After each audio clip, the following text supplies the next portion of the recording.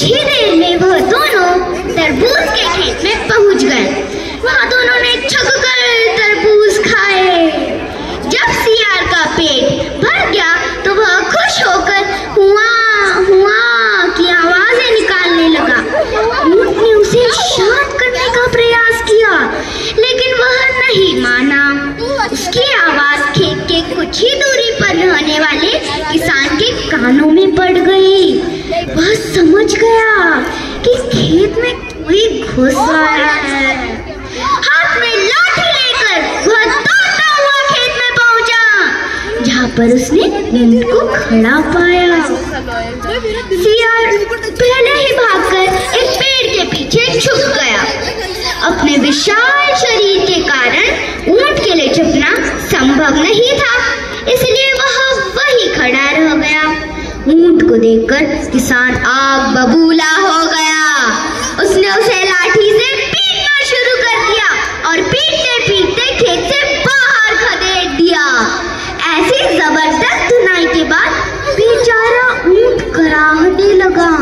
सियार चुपके से पेड़ के पीछे से निकलकर उसके पास आया। ऊंट ने पूछा, मित्र, तुम खेत में क्यों चिल्लाने लगे?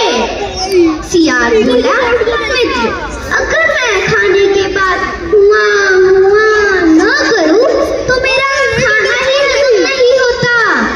उसका उत्तर सुनकर ऊंट को बहुत क्रोध आया, लेकिन वह चुप रहा। दोनों जंगल लौटने लगे। मार खाने के बाद भी ऊंट सियार को अपने पीठ पर लादे नदी पार कर रहा था। सियार मन ही मन बड़ा खुश था कि ऊंट की पिटाई हुई।